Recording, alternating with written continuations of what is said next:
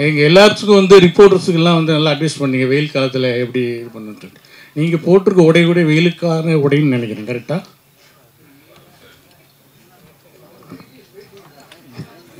புரியுதா? புரியுதா? கொஞ்சம் தெளிவாக கேட்க முடியுமா? அதாவது வெயிலுக்கு நிறைய தண்ணி குடிக்கணும், அந்த மாதிரி நிறைய அட்வைஸ் பண்ணீங்க. நீங்கள் அணிந்திருக்கிற உடை வெயில் காலத்துக்கு ஏற்ற மாதிரியான உடைன்னு நான் நினைக்கிறேன், கரெக்டா?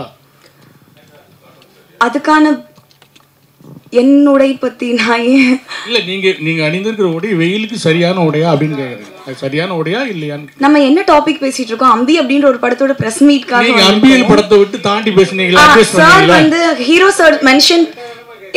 சார் மென்ஷன் பண்ணாங்க இது மாதிரி அவருக்கு உடம்பு சரியில்லாம போச்சு, 2 வருஷம் ஜாண்டிஸ்ல இருந்தேன், பத்திய சாப்பாடுலாம் சாப்பிட்டேன்னு சொன்னாங்க.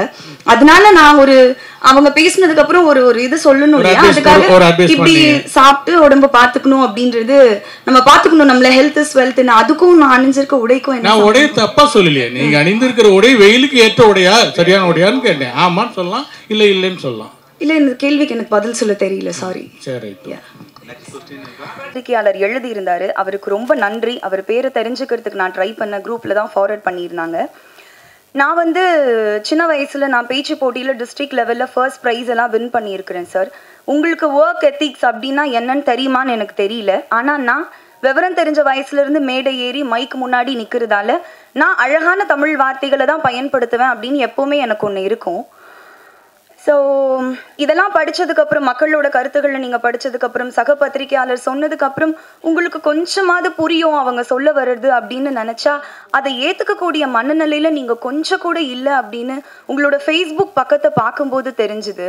அந்த கேள்வியை ரொம்ப நியாயப்படுத்தி, ரொம்ப அபத்தமான விளக்கங்கள் கொடுத்து, ரொம்ப வக்ரமான சொற்கள் அங்கேயும் நீங்கள் பயன்படுத்தியிருந்தீங்க. அதை பார்க்கும்போது எனக்கு வந்து நீங்கள் ஏன் இப்படி பண்ணுறீங்க, மாற மாட்டீங்களா, புரியாதா அப்படின்லாம் எனக்கு கேட்க தோணல. ரொம்ப வருஷமாக கேட்குறாங்க. எனக்கு இருந்த ஒரே கன்சர்ன், உங்களோட அடுத்த தலைமுறைக்கு நீங்கள் என்ன மாதிரியான மாரல்ஸையும் எத்திக்ஸையும் வேல்யூஸையும் கடத்துவீங்க அப்படின்றதான் என்னோட ஒரே எண்ணமாக இருந்துச்சு. ஸோ இதுக்கெல்லாம் ஆரம்ப புள்ளி நான் எங்கே பார்க்குறேன் அப்படின்னா, பல மேடைகளில் ஒரு வெற்று விளம்பரத்துக்காக கோமாளித்தனமான நடவடிக்கைகளில் ஈடுபடக்கூடிய ஒரு நடிகர் என் கழுத்தில் மாலை போட ட்ரை பண்ண அப்போவே எல்லாரும் சொன்ன மாதிரி நான் வந்து போலீஸ் கம்ப்ளைண்ட் கொடுத்து அவரை பிடிச்சி ஜெயிலில் உட்கார வச்சிருந்தாலோ, இல்லை அந்த நடிகரோட கன்னத்தை அந்த மேடையிலே பழுக்க வச்சிருந்தாலோ இது இங்கே வரைக்கும் வந்திருக்காது அப்படின்னு நான் நினைக்கிறேன். ஏன்னா வந்து அமைதியாகவே இருக்கிறதுனால நான் ரொம்ப பலவீனமானவள் அப்படின்னு நினச்சிட்டு உங்களை மாதிரியான சில ஆண்கள் உங்கள் பலத்தை என்கிட்ட காட்டணும் அப்படின்னு நினைக்கிறீங்களான்னு எனக்கு தெரியல. நான் ஏன் இது ரொம்ப கடந்து போயிட்டுருக்கேன்னா, இது எல்லாத்தையும் விட ரொம்ப முக்கியமான விஷயங்கள், நல்ல நல்ல விஷயங்கள் என் வாழ்க்கையில் நடந்துட்டுருக்கு. அதில் நான் ஃபோக்கஸ் பண்ணிகிட்ருக்கேன். அதனால தான் இதை கடந்து போயிட்டுருக்கேன். ஸோ நான் கேள்விப்பட்டேன் சார், உங்களுக்கு 50-60 வயசு கடந்துருச்சு, நீங்கள் வந்து பணி நிறைவு காலத்தில் இருக்கீங்க, ரிட்டையர் ஆக போகிறீங்கன்னு கேள்விப்பட்டேன். ஒன்றும் இல்லை, ஒன்றும் பிரச்சனை இல்லை. இது ரொம்ப ஈஸியான ஒரு விஷயந்தான். ஆரோக்கியமான உணவு பழக்க வழக்கங்களுக்கு மாறுங்க. ஒரு நாளைக்கு 3 லிட்டர் தவறாமல் தண்ணி குடிங்க.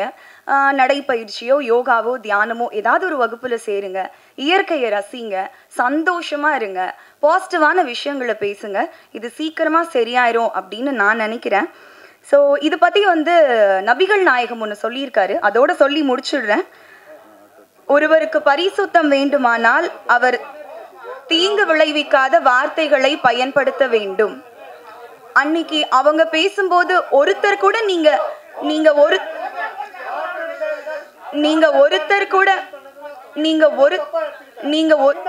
என்ன சார் தப்பா எடுத்தேன் சொல்லுங்க, என்ன தப்பா எடுத்தேன் சொல்லுங்க சார். சம்மருக்கு நீங்க போட்டிருக்க இங்க இவ்வளவு பேர் பேசுறீங்களே, அன்னைக்கு ஒருத்தர் கூட நீங்க அவர் தப்பா பேசலையா? சரி, வெல் அண்ட் குட். அவர் தப்பா பேசலன்னு சப்போர்ட் பண்ணீங்கன்னா வெல் அண்ட் குட். ஓ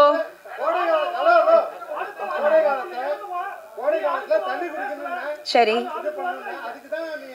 கோடை காலத்துல தண்ணி குடிக்கிறதுக்கும் நான் அணிஞ்சிட்டு வந்த சாரிக்கும் என்ன சம்பந்தம்? ஒருத்தர் கூட நீங்க அவரை கேள்வி கேட்கலையே.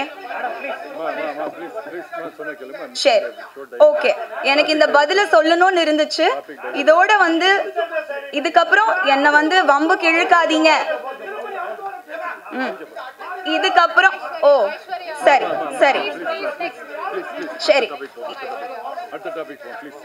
தேங்க்யூ சார் இந்த டைம் கொடுத்ததுக்கு. பெரிய நன்றி. Thank you sir. ஸோ இன்னைக்கான நிகழ்ச்சிக்குள்ள போயிடலாம். வணக்கம் அனைவருக்கும், இனிய மாலை வணக்கம். இந்த அழகான மாலை பொழுதுல உங்க எல்லாரையும் இங்க சந்திக்கிறதுல ரொம்பவே மகிழ்ச்சி.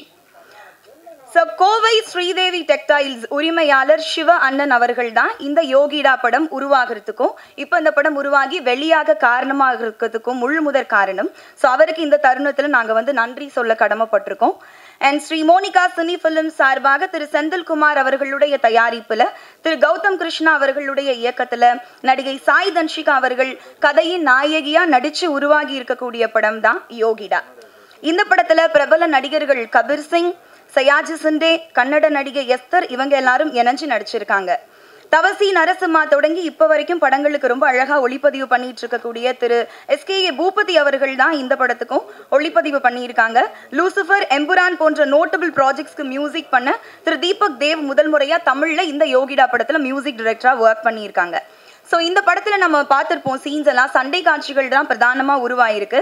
ஸோ அதுக்கு முழு சப்போர்ட்டாக இருந்தவர் விவேகம், சிறுத்தை போன்ற படங்களில் அதிரடி ஆக்ஷன் பிளாக்ஸை கொடுத்த மாஸ்டர் கணேஷ்குமார் அவர்கள் தான்.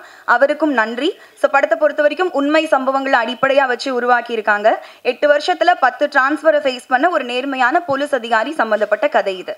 So without any further delay நம்ம சிறப்பு விருந்தினர்களையும் படக்குழு